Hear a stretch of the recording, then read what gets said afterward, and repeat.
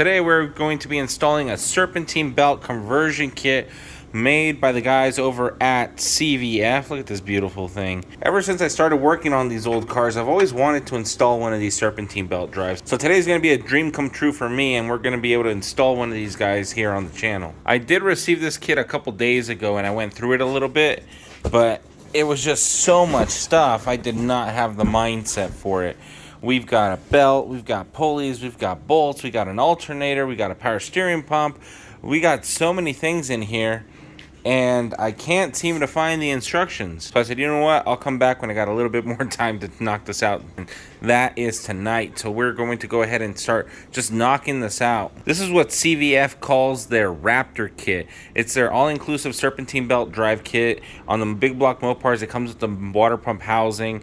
It also comes with an aluminum water pump. It comes with an alternator, power steering pump, AC compressor if that's what you need. So the first step for me is going to be figuring out where the bolts are, and as soon as I find out what the bolts are, we're just going to lay them out and just get started. I came across this box that says hardware enclosed, but I also happen to find some instructions. So the Wraptor kit relies on this big chunk of aluminum to hold pretty much everything together, and from here it has to get bolted onto the engine.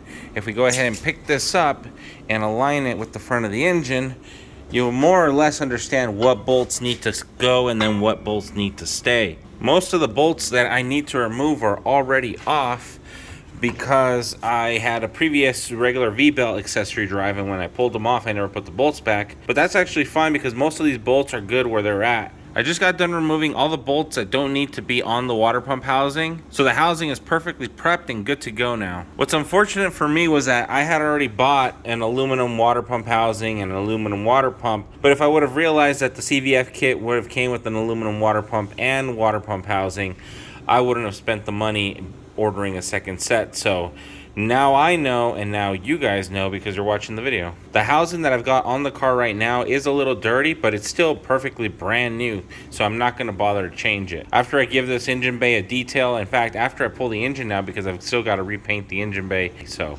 I'm not going to bother to pull this one off just yet. The main plate is held on by basically just 4 bolts. We've got 4 long bolts, 1 short bolt, and then we've got 2 long spacers, 1 medium spacer, and then 1 short spacer. Those are going to go right here in the front. So we've got the short spacer that's going to go right here, a long spacer will go here, a long spacer will go up here, and a medium spacer will go there.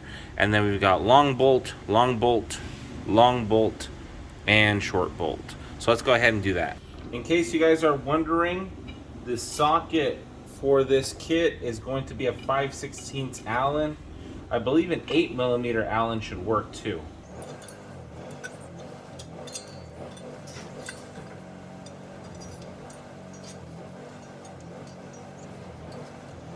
I also recommend using blue Loctite as well. Some of these holes actually do lead to water, so the blue Loctite should help seal that up, but it'll also keep these bolts from galling and seizing, and it'll also prevent them from backing out.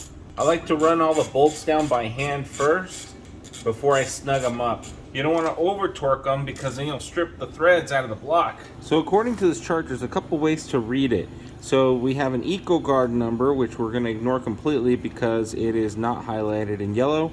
Then we're going to have a K equals 0.15, then we have K equals 0.17, and then we have 0.20. So the 0.15 is for dry fasteners, 0.17 is for fasteners with thread locker, and then 0.20 is for lubricated fasteners. Like if you were using motor oil or some sort of thread lubricant, then you would go with 0.20. We're going to be using thread locker, specifically blue thread locker, and we're going to go with 0.17 for the torque specs. The one for the main bracket, they're going to be 3/8, and so we're going to go with. So we're going to go ahead and start with those first. According to the instructions, the next step is to install the alternator, so I guess that's next. So it looks like we're going to be using the smaller Allen bolt for the top here, and then we're going to be using this medium-sized Allen bolt with the lock nut for this through bolt hole right here, and the smaller Allen is going to take a 6mm Allen head. So let's go ahead and throw that on. According to the instructions, the CVF logo should be facing the fender. So that's what I'm going to do. So I'm going to start with the smaller one because it seems to be the easier one to get to. I'll start with that one.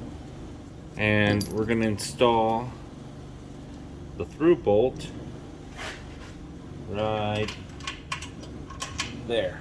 For the bottom bolt, I'm going to use a combination of an adjustable wrench and the 5/16 Allen.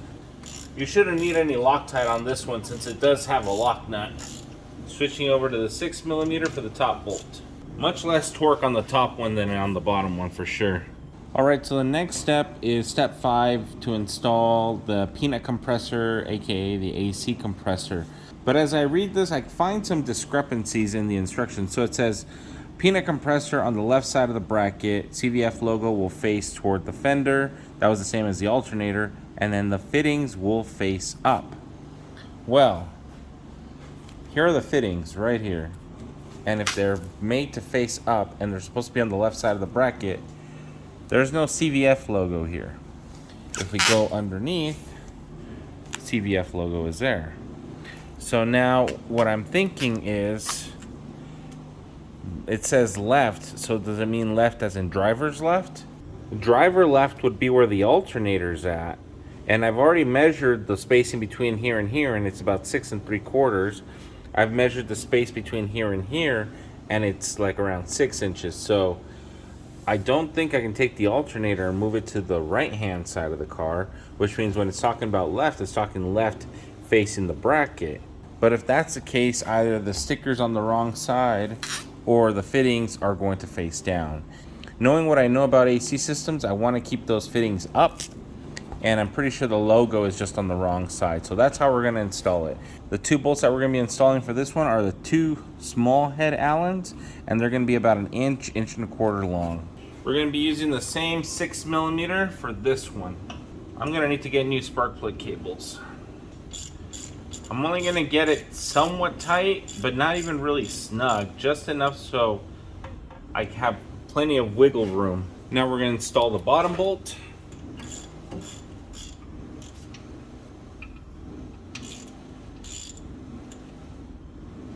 Alright, good to go there. Step number 6, install spring-loaded tensioner kit. Leave decorative cap off until the belt is installed. And it looks like we're going to be using 3/8 by 3-inch bolts with a lock nut on the back.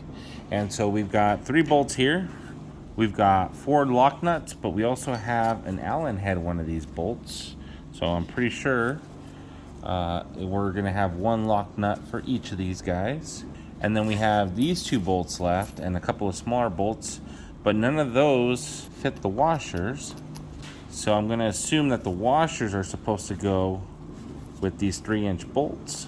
And I'm going to assume that the washer will sit under the head of the bolt, not underneath the lock nut. So this is interesting because it looks like the tensioner goes here. We've got the same 3 holes.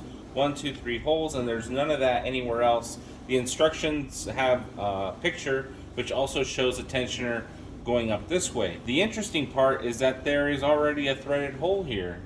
So I guess we don't really need to run a lock nut on the back of this.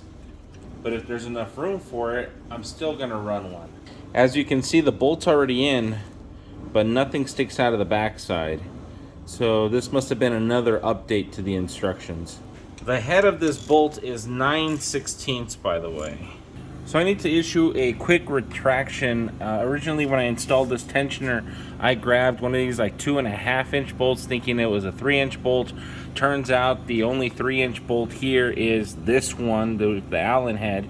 And I thought it was a little odd that we had 2 of one and then 1 of the other, but later, once I started to reassemble the other stuff, I realized that these 2 were backwards. So what I did was I took this one off of one of the tensioner back onto this one, and now that they're all in the right place, the only thing I have to do now is install a lock nut behind all 4 of those bolts, and those tensioners should be good to go as is.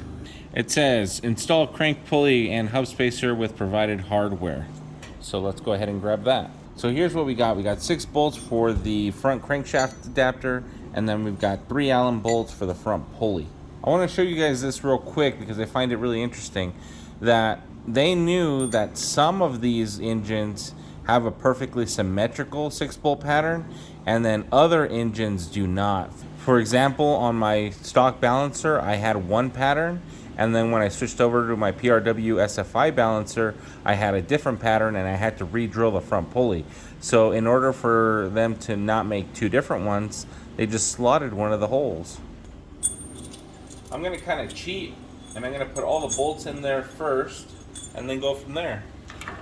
It looks like it takes the number 6 Allen, in case you guys were wondering.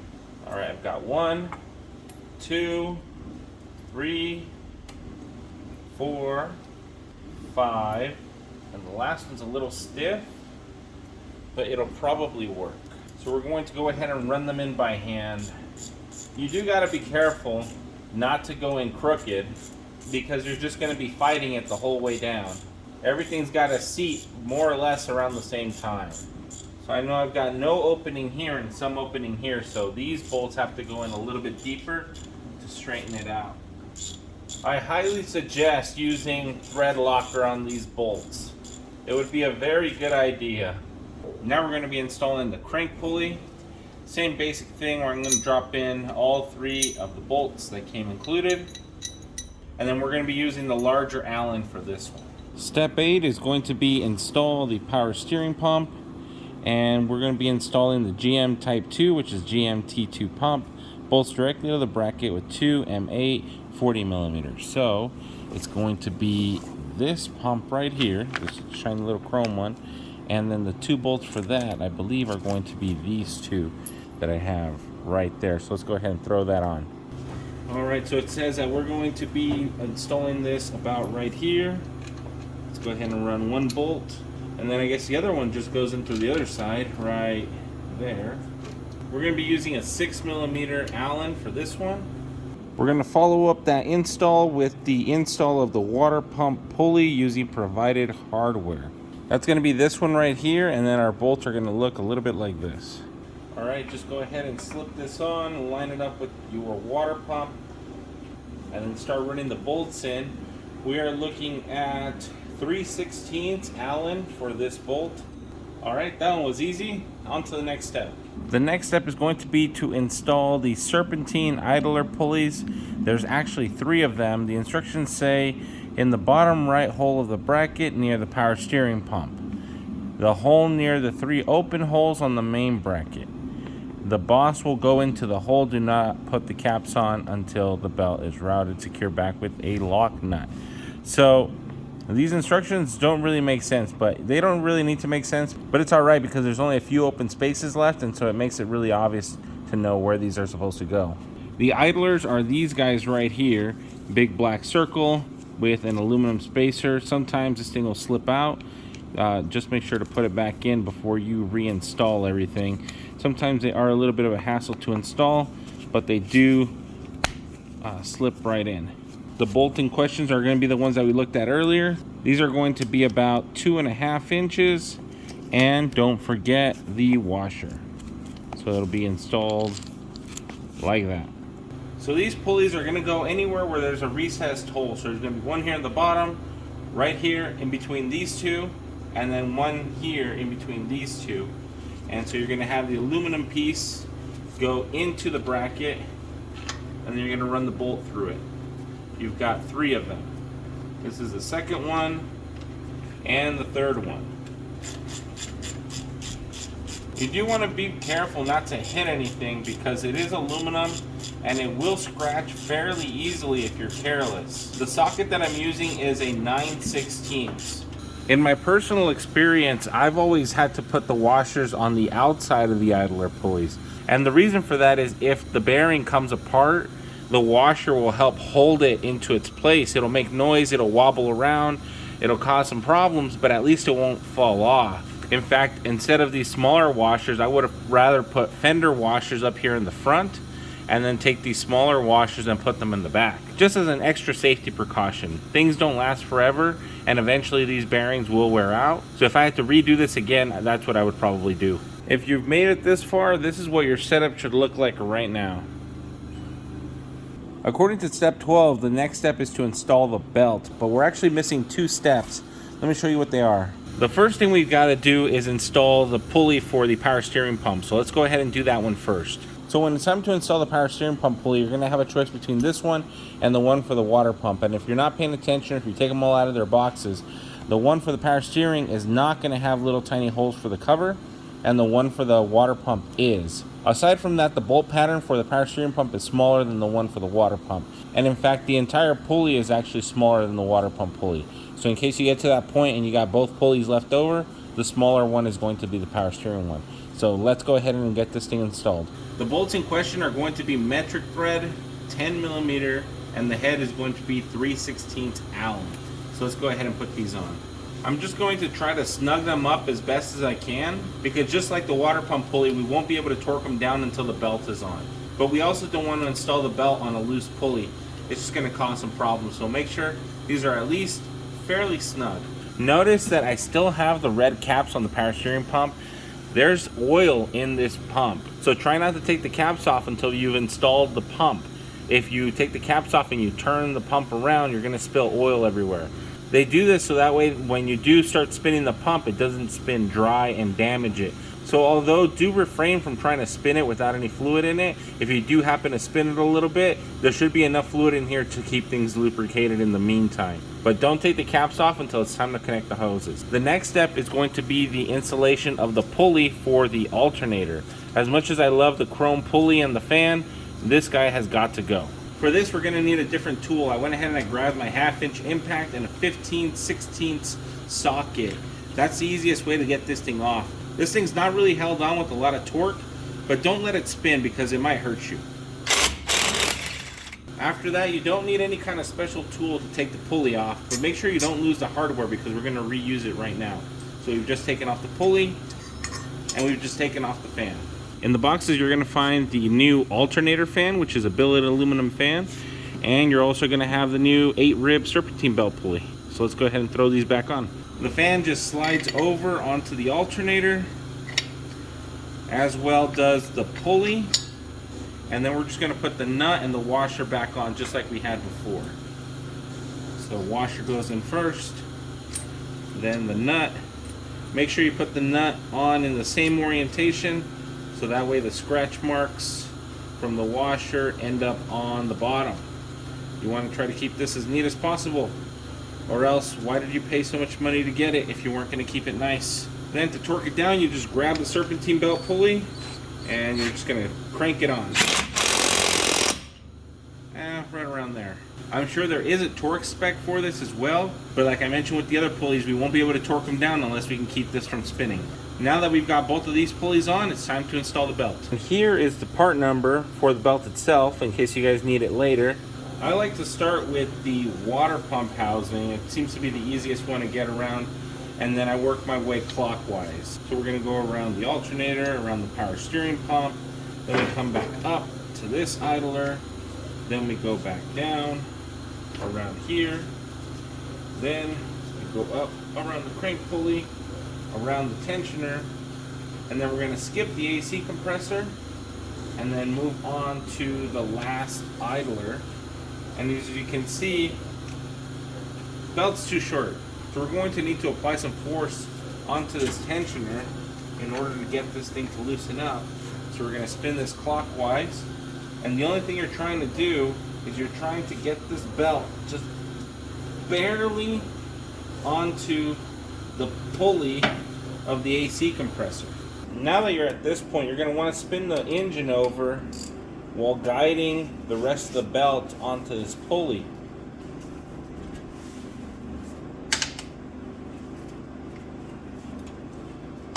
As you spin it, it's going to want to come off the water pump and the idler, so you're going to want to back off the tensioner again and try to feed these back in to prevent them from coming out, or you're going to be chasing this belt all the way around. If you're careful, you can stick a wide blade screwdriver in between the belt and the compressor pulley, and you're not really like shoving it in there. All you're doing is using it to guide the belt in as it spins. So kind of just like this.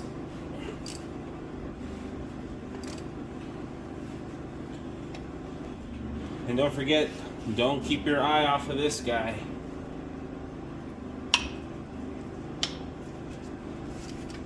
And there we go. Now that we finally have the belt on, go ahead and tighten up these 4 bolts and the last 4 on the water pump housing. Believe it or not, we are skipping forward a few months. Case in point, the car that this engine was in is actually now behind the engine itself. Not only that, but we actually finished painting the engine bay pink. We participated at Muscle Cars at the Strip and several car shows by now. And I got tired of looking at a primer color in the engine bay. So if you want to take a look at the process that I took to repaint the engine bay, I'll have a link to that video in the description down below. But just because the engine is out of the car now does not mean we're not going to finish the installation for you guys. Like I mentioned before, we have the general installation already done. The only thing really missing are the covers themselves. So let's go look at the individual covers along with the hardware. So we're going to start with 4 of these caps that look identical. They're going to end up in the 3 idlers, 1, 2, 3, as well as the center for the cover for the crank bolt. These are going to be screwed in by a 9/64 Allen. Now that we've got these 4 covers on, we're going to go ahead and install the cover for the tensioner. This one's going to take a 5/32 Allen. So this is just 2 screws versus the 3 screws on the other covers, and this one just kind of just slips on like that, and it lines up pretty well, so you shouldn't have a hard time installing the cover for the tensioner. Like I mentioned, or I might have mentioned earlier, you really don't want to keep these covers on here if you're planning to go like on a really long drive. The worst thing that can happen is that your car breaks down or something and you got to spin the engine over, or you have to remove the water pump, or something happens and you can't get to the main bolts because you've got covers with little tiny Allen keys in the way. So if you're going to go on a long road trip, take the covers off. It'll save you some time if something happens. Heaven forbid anything happen to you guys while you guys are on the road, but in case it does happen, at least you're prepared. You could always keep them safe in little baggies and then reinstall them when you guys get to a car show if that's where you're going. But if you're planning to do a several thousand-mile road trip, my suggestion is to take the covers off, but that's just me. The next cover that we're going to be installing is the one that goes on the water pump. That's going to be this one that has a big cylinder here in the middle. It's a fairly thin cover. These are really thick boys. This one's a super thick boy. But this one's going to be using the same 9/32 bit that we used on the idlers. The little machine cylinder that was in here actually lines up with the water pump. So once you got 1 bolt in there, you can just twist it, push it, and you're right there where you need to be. And after that, you just put the 4 bolts in and you're good to go. We've got 2 more covers to install. The first one is going to be the one for the alternator. This one's pretty easy. It's just got a big raised area in the middle, and it uses these really long screws. These are going to be the same 9/64 that we just used. So the tricky part's going to be trying to align the hole because it's really recessed in there. Once you find one, we're going to do the same trick that we did with the water pump. Once we get that first bolt in there, we can just twist the cover so that way it lines up with the pulley. There we go. And then we just turn it, push it, and we're good to go. We can go ahead and leave it right there. After that, you just put in the other 2 bolts, snug everything down, torque to spec, and we should be on our way. The last cover is going to be easy to identify because it's the biggest one. It almost looks like one of these pulleys themselves. And it's got 3 bolt holes here. We're going to be using the same 5/32 that we used earlier. That one's going to be the one for the AC compressor. So that one is going to be a little bit more harder to line up. Unlike the other pulleys, this one doesn't really index on anything. So you're just going to have to struggle a little bit more with this one.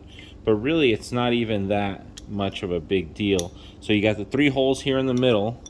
Just line this up, put it in there, let it drop. Just kind of try to find the threads.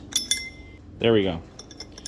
So as you can see, it'll still kind of wobble around, so you're going to have to put in a second one. Once you put in the second one, the third one should be easy to guide back in here. So there we go, that's 2. And the third one. And you're going to want to do all of these by hand first before you actually apply any kind of torque, because if you don't, you might accidentally cross-thread them, and you really don't want to cross-thread this aluminum. It's going to give you a really bad day if you cross-thread these bolts. So let's talk about a question that everybody keeps asking me. Considering how much a kit like this costs, is it worth the money? And I can answer that question pretty easily. If you compare the costs of almost every component that's included in this kit, you'll notice that if you were to buy every piece individually, you wouldn't be saving any money. I basically went on Summit and looked for the cheapest version of every single piece, and the prices are barely comparable.